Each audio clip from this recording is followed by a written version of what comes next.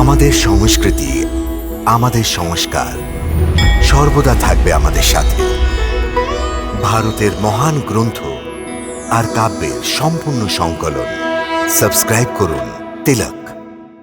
এই শাস্ত্রে বলা হয় যে যজ্ঞেতে আহুতি দেওয়ার পর যে খাবার বেঁচে যায়, ওকে যে মানুষ খায় তারা সব পাপ থেকে মুক্ত হয়ে যায়।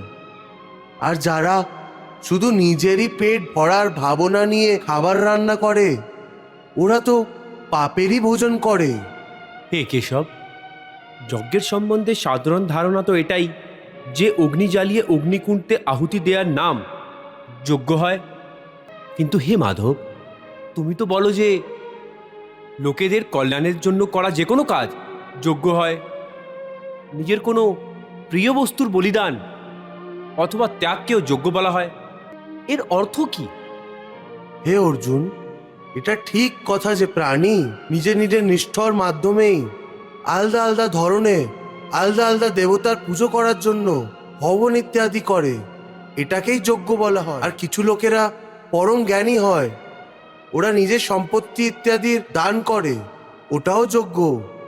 ওকে দ্রব্য যজ্ঞ বলা হয়। অনেক যোগী নিঃস্বার্থ ভাব নিয়ে বিদ্যা দান করে, ওকে জ্ঞান যজ্ঞ বলা হয়। এইগুলি ছাড়া অষ্টাঙ্গ যোগ সাধনারও কিছু এমন যৌগিক ক্রিয়াও আছে যার মাধ্যমে কয়েকজন যোগী পুরুষ আধ্যাত্মিক সিদ্ধির জন্য প্রাণায়ামের ক্রিয়ার ওপরে ভিত্তি করে প্রাণযজ্ঞ করে। হে মধুসূদন, তুমি অত্যন্ত উত্তম যজ্ঞের বর্ণনা করে দিয়েছ, কিন্তু এদের মধ্যে কিছু যজ্ঞ এমন আছে যে সমস্ত মানুষ করতে পারবে না। যেমন দ্রব্যযজ্ঞ কোনো সাধারণ ব্যক্তি করতে পারবে না। সেই জন্য হে কৃষ্ণ, লোকেদের কল্যাণের জন্য এটা বলো, সবচেয়ে শ্রেষ্ঠ যজ্ঞ কোনটা? হে পার্থ, দ্রব্যযজ্ঞ ছাড়া জ্ঞান যজ্ঞ অত্যন্ত শ্রেষ্ঠ, কারণ মানুষের সবচেয়ে বেশি কল্যাণ শুধু জ্ঞান যোগের শক্তি দিয়েই হতে পারে। হে অর্জুন, কর্মের স্বরূপ থেকে কাউর ত্যাগ হতেই পারে না, কারণ যে কোনো প্রাণী ছোট মুহূর্তের জন্যেও কর্ম না করে থাকতে পারবে না। কারণ সবাই লোক প্রকৃতি থেকে উৎপন্ন গুণের মাধ্যমে প্রত্যেক মুহূর্তে কর্ম করার জন্য বাধ্য।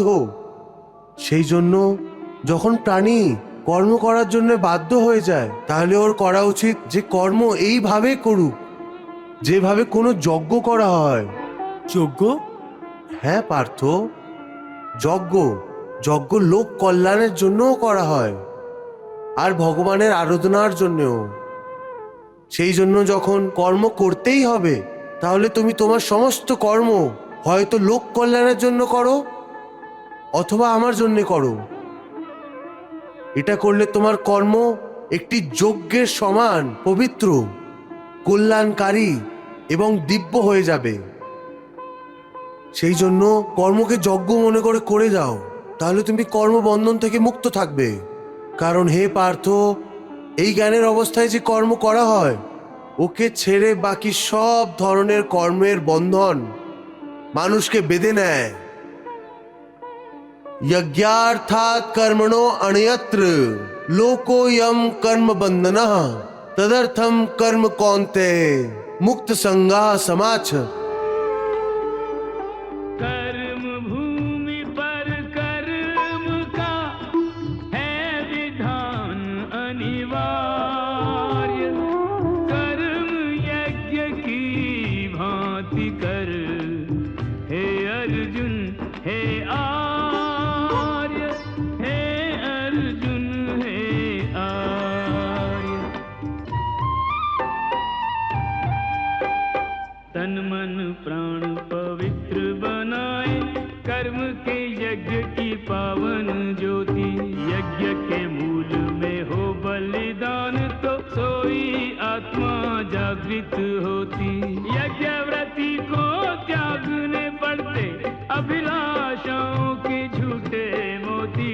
ममता मोह की आहुतियों से पूर्णाहुति इस यज्ञ की होती। कर्म का यज्ञ करो निष्काम, तो पूर्णाहुति इस यज्ञ की होती। মানুষের জন্য আমার প্রভু কত গুরুত্বপূর্ণ কথা বলেছেন দেবী। জগর্থ কর্ম কর দেবী, প্রভু স্বয়ং যজ্ঞ পুরুষ।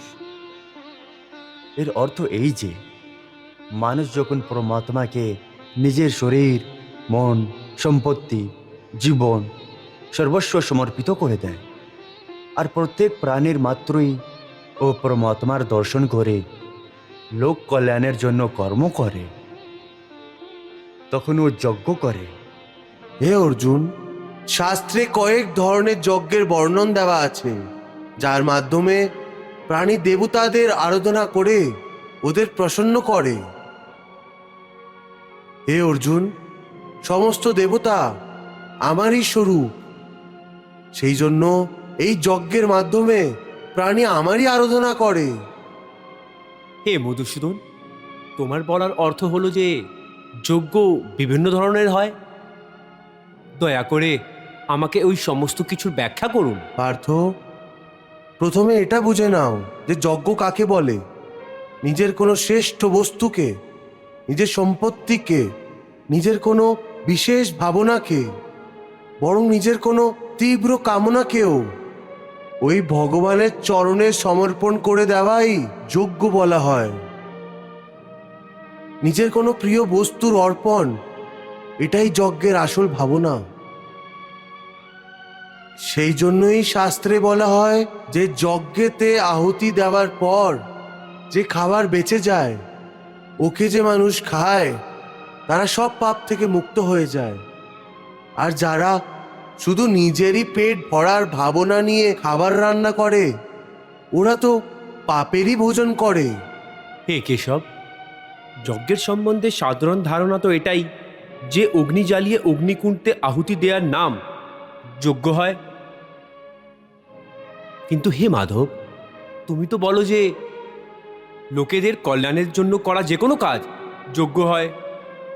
নিজের কোনো প্রিয় বস্তুর বলিদান অথবা ত্যাগকেও যজ্ঞ বলা হয়। এর অর্থ কি? হে অর্জুন, এটা ঠিক কথা যে প্রাণী নিজের নিজের নিষ্ঠর মাধ্যমেই আলাদা আলাদা ধরনে আলাদা আলাদা দেবতার পুজো করার জন্য হবন ইত্যাদি করে, এটাকেই যজ্ঞ বলা হয়।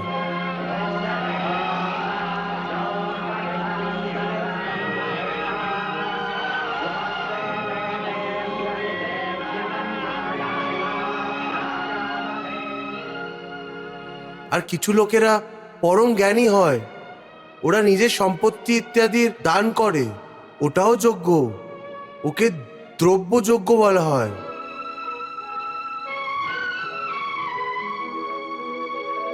অনেক যোগী নিঃস্বার্থ ভাব নিয়ে বিদ্যা দান করে, ওকে জ্ঞান যজ্ঞ বলা হয়।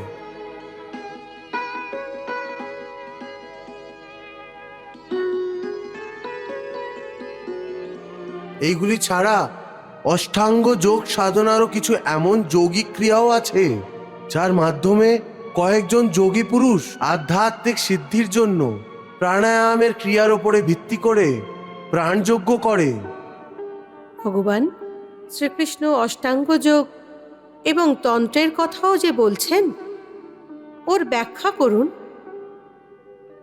দেবী, অষ্টাঙ্গ যোগ এক ধরনের দিব্য চিকিৎসা, যার মাধ্যমে মানব সমস্ত রোগ থেকে মুক্তি পায়। শরীর রোগ হোক অথবা মানসিক রোগ অথবা আধ্যাত্মিক গ্রন্থিও হোক, সমস্ত চিকিৎসার সাধন যোগ শাস্ত্রে লেখা আছে। এই সাধনে প্রাণায়াম, তন্ত্র, মন্ত্র আর যন্ত্র গুরুত্বপূর্ণ। এই প্রাণায়ামের ক্রিয়ার ওপর ভিত্তি করা যজ্ঞ কি করে হয় কেশব? হে অর্জুন, যোগীরা মন্ত্র এবং তন্ত্র দু ধরনের সাধন পদ্ধতির মাধ্যমে কখনো আপ্রাণ বায়ুতে প্রাণবায়ুর সঞ্চার করে আর কখনো প্রাণবায়ুতে অপ্রাণ বায়ুর সঞ্চার করে। আর কিছু যোগী গুপ্ত যোগ বিদ্যার মাধ্যমে প্রাণবায়ু এবং অপ্রাণ বায়ু দুটোরই গতিকে আটকিয়ে নিজের প্রাণেতেই সঞ্চার করে। ভগবান, প্রভু এই বিভিন্ন যজ্ঞের সম্বন্ধে জ্ঞান তো প্রদান করছেন, কিন্তু ভগবান আমি প্রাণ এবং অপ্রাণ বায়ুর সম্বন্ধে আপনার থেকে আরও অধিক জানতে চাই। দেবী, যোগের ভাষায় প্রাণায়ামের সময় যে বায়ু বাইরে যায় অর্থাৎ দীর্ঘশ্বাস বায়ুকে প্রাণ বলা হয়।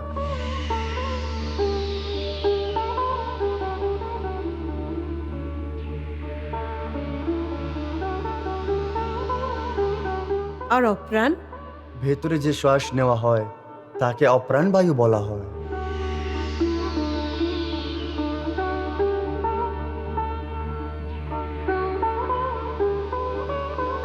প্রাণায়ামও একটি যজ্ঞ দেবী। এই যজ্ঞের সময় অপ্রাণে অর্থাৎ ভেতরে যে শ্বাস নেওয়া হচ্ছে তাতে প্রাণে দীর্ঘ নিঃশ্বাস টানলে পুরক নামের প্রাণায়াম হয়ে যায়।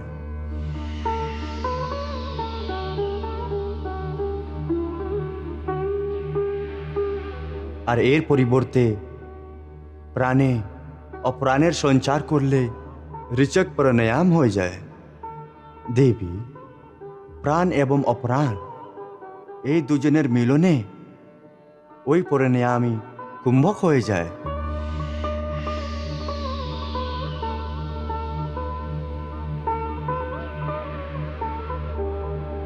দেবী, এছাড়া ব্যান, উদান এবং সমান এই তিনটেই বায়ু আছে।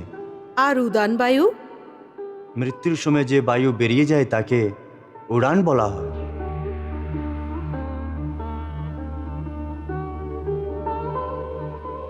আর শরীরের সমস্ত ভাগে একই ধরনের রাস যে পৌঁছায় তাকে সমান বায়ু বলে।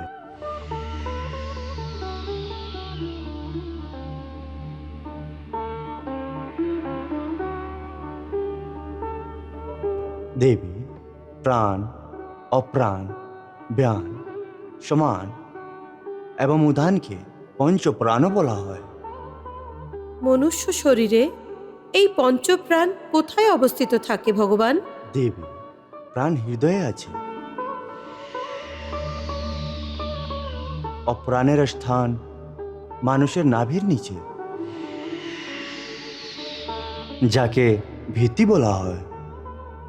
সমান বায়ু পেটে বিদ্যমান আর উদান বায়ু মানুষের গলায় আছে। আর ব্যান বায়ুর স্থান কোথায় হয়? দেবী, মানুষদের সম্পূর্ণ শরীরে ব্যান বায়ু বিদ্যমান।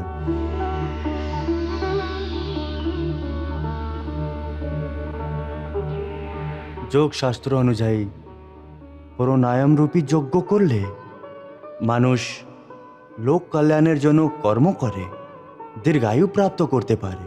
এটা করলে শারীরিক এবং মানসিকভাবে লোকেরা সুস্থ থাকে। এটা করলে প্রাণী আধ্যাত্মিক চেতনা প্রাপ্ত করতে পারে।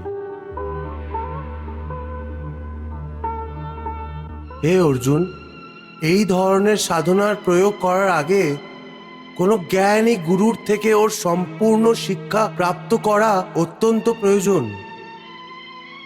ওর জন্য প্রাণীর উচিত এই যে অনেক বিনম্র হয়ে গুরুকে বারবার প্রার্থনা করুক, তাহলে এই গুরু প্রসন্ন হয়ে ওকে এই সমস্ত জ্ঞান প্রদান করবেন। গুরুর মার্গদর্শন না নিয়ে ওই পথে চললে অনেক ঝুঁকি আসতে পারে। হে মধুসূদন, তুমি অত্যন্ত উত্তম যজ্ঞের বর্ণনা করে দিয়েছ, কিন্তু এদের মধ্যে কিছু যজ্ঞ এমন আছে যে সমস্ত মানুষ করতে পারবে না। যেমন দ্রব্যযজ্ঞ কোনো সাধারণ ব্যক্তি করতে পারবে না। সেই জন্য হে কৃষ্ণ, লোকেদের কল্যাণের জন্য এটা বলো, সবচেয়ে শ্রেষ্ঠ যজ্ঞ কোনটা? হে পার্থ, দ্রব্যযজ্ঞ ছাড়া জ্ঞান যজ্ঞ অত্যন্ত শ্রেষ্ঠ। কারণ মানুষের সবচেয়ে বেশি কল্যাণ শুধু জ্ঞান যোগের শক্তি দিয়েই হতে পারে।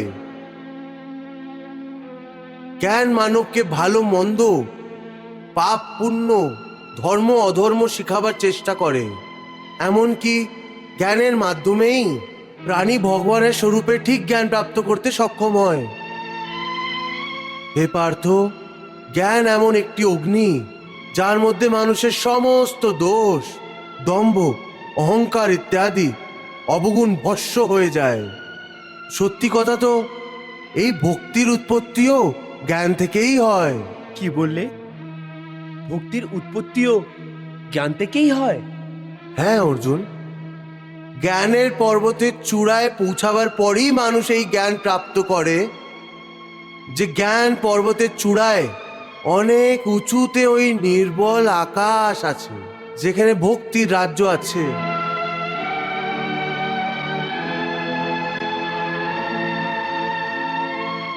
আর যখন প্রাণী ওই ভক্তির আকাশে পৌঁছে যায়, তখন প্রভু ওর হাত ধরে ওকে নিজের শ্রীচরণে নিয়ে যায়।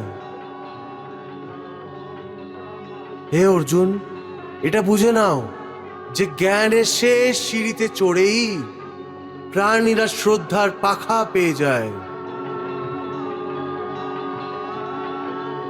আর ওই শ্রদ্ধারূপী পাখার সাহায্যেই প্রাণী ভক্তির আকাশে উড়তে আরম্ভ করে দেয়। সেই জন্য আমি জ্ঞান যোগকেই সর্বশ্রেষ্ঠ বলেছি। হে পার্থ, জ্ঞানের মাধ্যমেই তো সম্পূর্ণ সৃষ্টিকে প্রাণী প্রথমে নিজেরই ভেতরে দেখবে।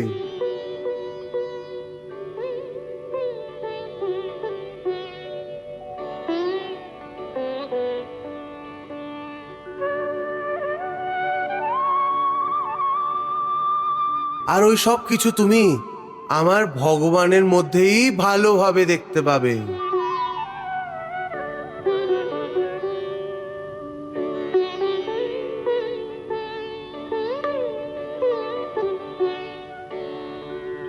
যখন তুই ওই জ্ঞানকে প্রাপ্ত করে নিবি, তারপর তুই যদি সংসারের সবচেয়ে বড় দুষ্কর্মীও হোস, তাহলেও তুই এই জ্ঞানরূপী নৌকায় বসে সংসারের পাপ সমুদ্রকে অতি সহজেই পার করে ভগবানের কাছে পৌঁছে যাবি।